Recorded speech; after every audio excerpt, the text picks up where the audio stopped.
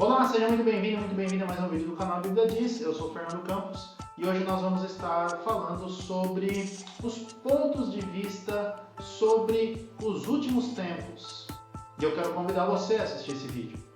Mas você deve estar pensando, por que falar sobre isso? Por que falar sobre os diferentes pontos de vista ou pontos de interpretação a respeito das últimas coisas?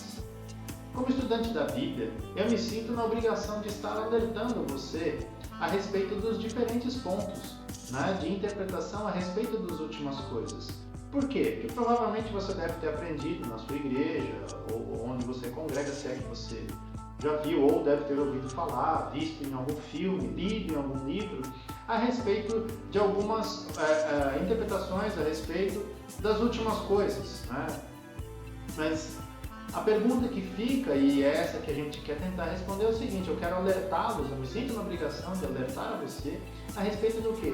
Será que a interpretação que nos é passada é a correta? Então, eu quero dar, através desse vídeo, a gente dar uma passada sobre esses diferentes pontos e assim você poder analisar e tirar suas conclusões. Gostaria, você que é novo aqui no canal, também quero reforçar esse ponto com você, para que você assine o canal, para que você ative também as notificações, pois nós estamos postando vídeos toda semana. Então é importante que você saiba quando nós estamos colocando os vídeos no ar. Você pode colocar o aviso no próprio YouTube através de ativar o sininho.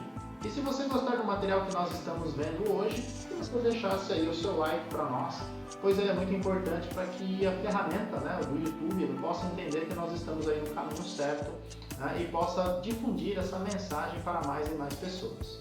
Eu agradeço. De maneira geral, todas as formas ou os pontos de vista que nós vamos estar aqui abordando, que vão ser 4 pontos que eu vou estar passando a respeito dos últimos tempos, eles concordam com relação a algumas coisas que acontecem ou que são comuns a todos esses pontos de vista. Todos eles concordam sobre o quê? A vinda de Jesus, concordam sobre a ressurreição geral, concordam sobre o arrebatamento, concordam sobre a questão da tribulação, concordam sobre a questão do juízo final, concordam sobre a questão do milênio, concordam sobre o estado eterno. A divergência com relação aos pontos de vista diferentes é exatamente com relação ao tempo em que estas coisas que eu enumerei agora para você aí ocorrem.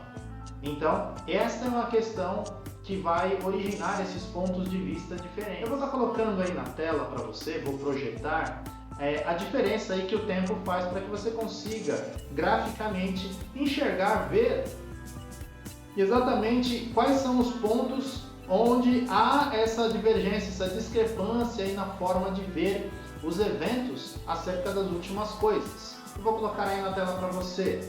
Então, como você pode ver aí na primeira linha, nós temos a questão do pré-milenarismo ou pré-milenismo, pós-tribulacional.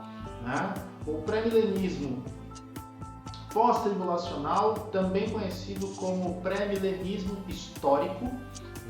O pré-milenismo histórico ele surgiu exatamente na época do começo da igreja, era aquilo que era ensinado desde os primórdios aí da igreja cristã, onde ele mostra, a partir do momento da ressurreição de Cristo, sua ascensão, você tem um período de tempo onde a igreja cumpriria o ID de Jesus, aí você vai chegar até o período em que vai haver a grande tribulação, que é descrita aí nos sermões escatológicos falados por Jesus, tanto em Marcos 13, Mateus capítulo 24 e Lucas capítulo 21. Onde Jesus viria, a sua segunda vinda, então ele viria. Nesse momento em que ele viesse, ele ia instaurar o milênio, que seria um período literal, ou seja, um período real de 1000 anos de governo do Senhor Jesus Cristo aqui na Terra, governando a partir ali de Israel. E depois desse milênio haveria o juízo final e aí estado eterno. Então, seria essa a ordem dos fatos na época do pré-milenismo histórico. Portanto, aí algumas coisas aconteceriam simultaneamente. O segundo ponto de vista que você vai ver na linha abaixo aí, que é do milenarismo pré-tribulacional, que é conhecido como dispensacionalismo, aqui está como dispensacional, né? Pré-milenismo pré-tribulacional ou dispensacional, ele já é um ponto de vista desses que nós estamos aqui enumerando, foi o último que surgiu, né? E ele é um sistema complexo. Eu vou estar mostrando depois a definição disso, mas basicamente ele separa a vinda de Cristo em duas fases distintas. Ele teria uma vinda invisível para o mundo, visível para a igreja, onde os cristãos seriam arrebatados, né? Vem o arrebatamento, o famoso arrebatamento da igreja, que a gente escuta tanto, né? Os crentes seriam arrebatados, aí a partir do momento do arrebatamento é que inicia-se a grande tribulação, no período de 7 anos, né, que seriam 7 anos literais, enquanto Deus vai tratar com Israel e com aqueles, né, que ficaram para trás. Né? Depois, a segunda vinda, no final do período da tribulação, Deus entra novamente, Cristo volta para salvar o povo de Israel, ele volta com a igreja, instaura o milênio, tem os 1000 anos e depois dos 1000 anos a gente vai ter o juízo final. Depois nós temos o terceiro ponto, que é a linha amarela aqui, você pode ver, né? A cor amarela, que é o pós-milenarismo, que seria o pós-milenismo, né? O pós-milenismo entende o seguinte, que na verdade, da ida de Cristo aos céus, da sua ascensão aos céus, ele faria o quê? A igreja ficaria incumbida de produzir esse milênio, esse período, né, de reinado de Cristo, através do quê? Através da expansão da pregação do Evangelho, através da disseminação da Palavra de Deus, da transformação do caráter das pessoas ao redor do globo, ou seja, de forma que a igreja praticamente iria se expandir e alcançar essa posição, e ela mesma seria responsável pela produção, ou Deus, através da igreja, produziria esse milênio, que seria um período ali um pouquinho antes da vinda de Cristo, e a partir do momento que esse milênio fosse instaurado, um período de paz, prosperidade, de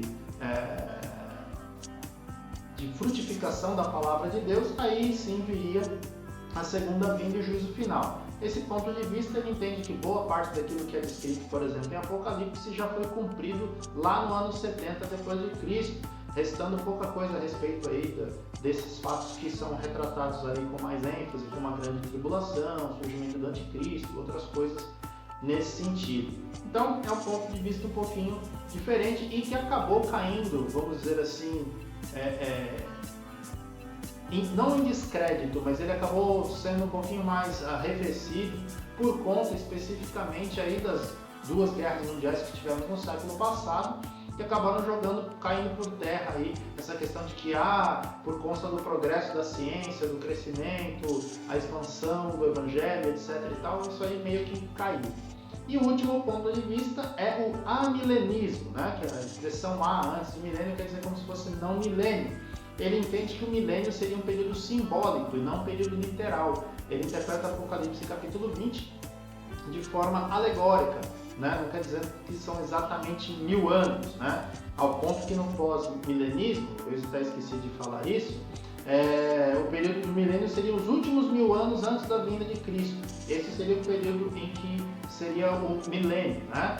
Já no milenismo, no amilenismo, que seria o último ponto de vista, você tem aí que questão? Você tem o período da subida de Jesus aos céus, a sua ascensão e coroação. Desse período o Senhor governa a igreja lá no céu, a igreja triunfante, e também a igreja militante aqui na terra. Só que o amilenismo, ele não vê essa questão da progressão do evangelho com essa paz, prosperidade, mas não, muito pelo contrário, vê ela com dificuldade, com sofrimento, com lutas, com tragédias. E, inclusive, o amilenismo até reconhece um período em que haveria uma tribulação, um período curto. Ele não estabelece ou define, delimita aí com 7 anos, mas ele fala que seria um período curto e seria de intensa provação para aqueles que estão na igreja, né? E um período de juízo para aqueles que estão fora, né? E nesse milênio simbólico, ele findaria com a vinda de Jesus. Então seria um evento único. A volta de Jesus seria um evento único, assim como é no pós-milenismo e como também seria no pré-milenismo histórico. Então o único que é diferente aí de todos é o pré-milenismo dispensacional. Então, eu gostaria agora de colocar para vocês, eu tenho aqui uma definição que eu peguei do site do Ministério Fiel, né, alguns artigos sobre a confusão a respeito do milênio. Eu vou colocar aqui um por um para repassar tudo aquilo que eu expliquei para vocês agora, enquanto a figura estava aí na tela. Eu vou ler aqui rapidinho, vou colocar aí também na tela para você poder ver, né, e ver de onde eu tirei essa informação. Então vamos lá. Começando pelo pré-milenismo histórico, que foi aquele primeiro que nós lemos. O pré-milenismo histórico ensina que no fim do presente século haverá uma grande tribulação seguida pela segunda vinda de Cristo. Na vinda de Cristo, o anticristo será julgado, os justos serão ressuscitados, Satanás será preso e Cristo estabelecerá o seu reino na terra, o que durará 1000 anos e será um tempo de bênçãos sem precedentes para a igreja. No fim do milênio, Satanás será solto e instigará uma rebelião que será rapidamente subjugada. Nesse momento, os injustos serão ressuscitados para o julgamento e o estado eterno terá início. Bem, agora nós vamos ver o dispensacionalismo, vou colocar novamente aí na tela para você. O dispensacionalismo, que é aquele rosinha, né? O pré-milenismo dispensacionalista oferece a mais complexa cronologia do fim dos tempos. De acordo com o dispensacionalismo, o presente século terminará com o arrebatamento da igreja, que junto com a aparição do anticristo marca o início dos 7 anos da grande tribulação na terra. Ou seja, seria algo quase que simultâneo. A igreja de alguma forma talvez visse aí o surgimento do anticristo, mas não chegaria a ter um confronto com ele, subiria. A tribulação terminará com a batalha do Armagedon, no meio da qual Cristo retorna para destruir seus inimigos. As nações serão então reunidas para julgamento. Aqueles que apoiaram Israel entrarão no reino milenar de Cristo, e o resto será lançado no Hades para aguardar o último julgamento. Cristo sentará no trono de Davi e governará o mundo a partir de Jerusalém. Israel receberá lugar de honra entre as nações novamente. O templo terá sido reconstruído, o famoso terceiro templo, né? E os sacrifícios do templo serão instituídos novamente como sacrifícios memoriais. No fim do milênio, Satanás será solto e liderará os incrédulos em rebelião contra Cristo e a Nova Jerusalém. A rebelião será subjugada através do fogo dos céus e Satanás será lançado no lago de fogo. Os perversos serão trazidos diante do grande trono branco, julgados e lançados no lago de fogo. E nesse ponto começará o estado eterno. Então você viu aí que a questão do dispensacionalismo é um pouco mais complexo, né, com relação à vinda de Cristo, né? Pós-milenismo, vou colocar aí também. Pós-milenismo ensina que os 1000 anos de Apocalipse 20 ocorrem antes da segunda vinda de Cristo. Até recentemente, a maioria dos pós-milenistas ensinavam que o milênio seriam os últimos 1000 anos do presente século.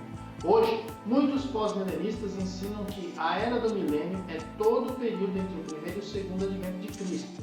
Como veremos, isso significa que versões contemporâneas do pós-milenismo são muito próximas em muitas maneiras ao amilenismo contemporâneo. A principal diferença entre os dois não é tanto o momento do milênio, mas a natureza do milênio.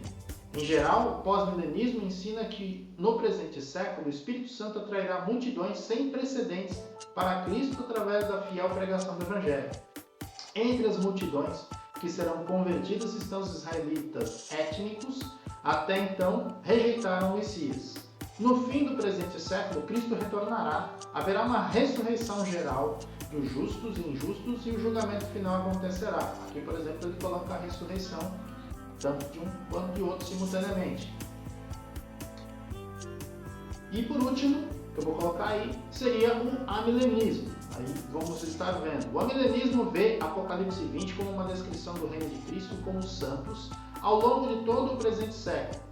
Alguns amilenistas enfatizam o reino de Cristo com os santos nos céus, enquanto outros ensinam que esse reino também está conectado com a igreja militante aqui na terra.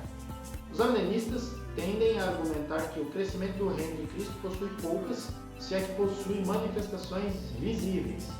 O foco está mais no sofrimento pelo qual Cristo indicou que a igreja passaria. Então isso está escrito lá em Apocalipse, por exemplo. De acordo com o amilenismo, o presente século milenar, que é caracterizado pelo sofrimento, será seguido pela segunda vinda de Cristo, a ressurreição geral, o último julgamento e os novos céus e a nova terra.